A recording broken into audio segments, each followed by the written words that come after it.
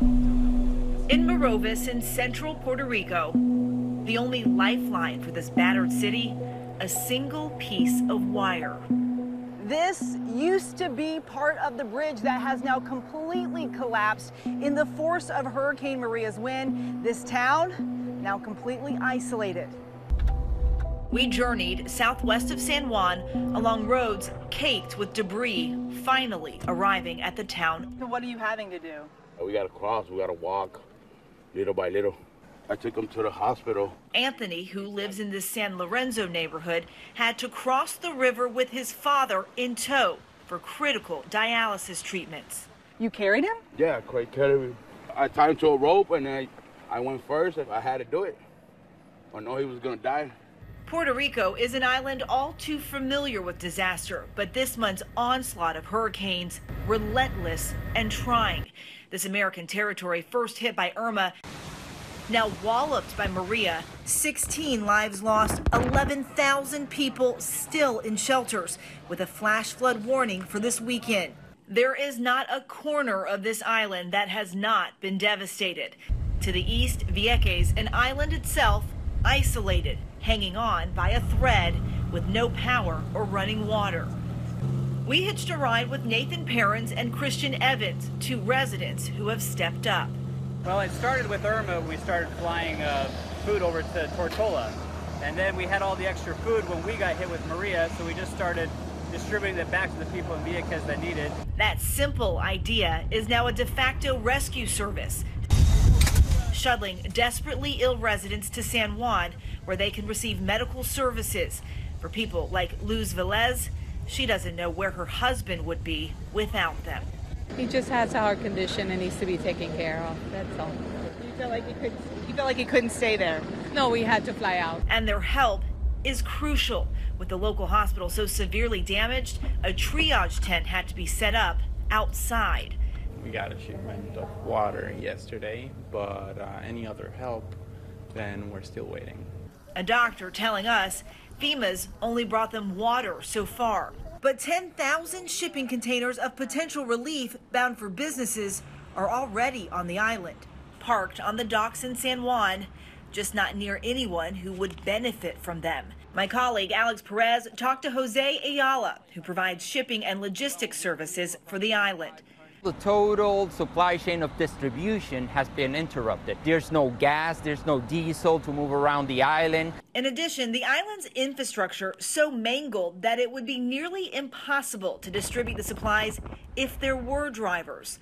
We need to restore the electricity power. We need to restore our roads. We need to restore communications. FEMA telling ABC News anything they have delivered is immediately distributed.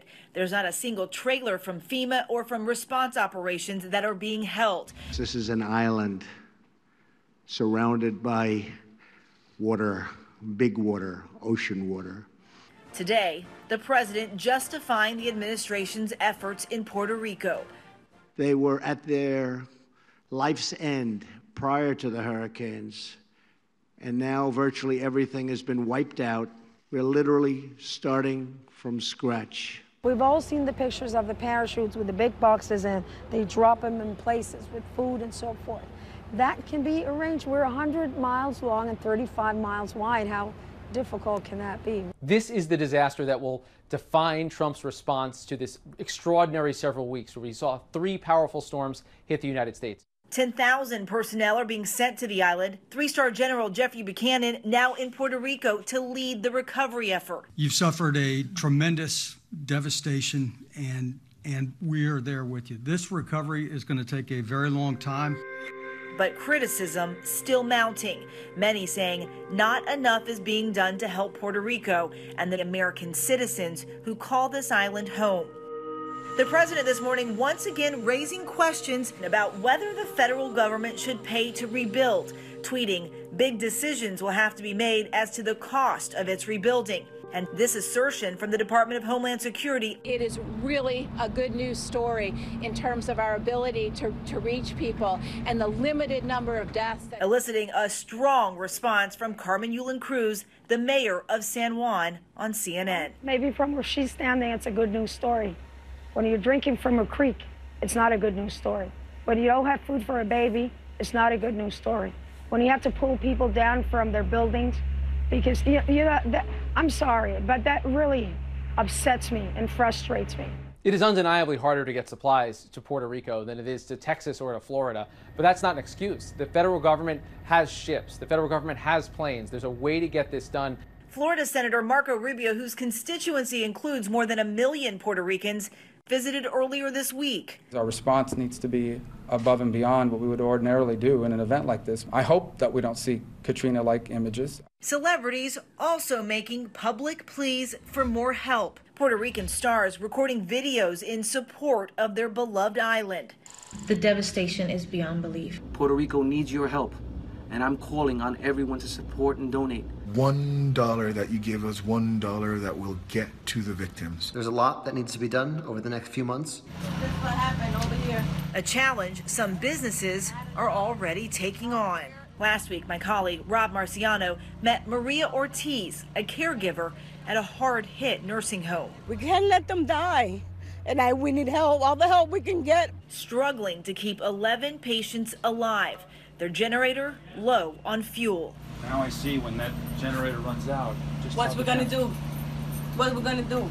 Rob's report was seen by Al Lalo, the Florida CEO of Invicta Watch Company. It's in our nature to help the community. Loading up the company's jet with $15,000 of severely needed supplies like medicine, food, and water, all for this nursing home. With roads still impassable, Eyal and our crew managed to get to her. Maria, how are you? Fine, thank you. I saw the piece on the news. We have a whole airplane load just for you. Oh, thank you very much. Oh my God, I don't know how can I say thank you, God. God never left us alone. The single act of kindness. It's only a drop in the bucket. So many more needed to bring this once vibrant island back to life. For Nightline, I'm Eva Pilgrim in San Juan, Puerto Rico. Let me give you a hug. Thank you very much. Thank you. Hi, everyone. George Stephanopoulos here. Thanks for checking out the ABC News YouTube channel. If you'd like to get more videos, show highlights, and watch live event coverage, click on the right over here to subscribe to our channel. And don't forget to download the ABC News app for breaking news alerts. Thanks for watching.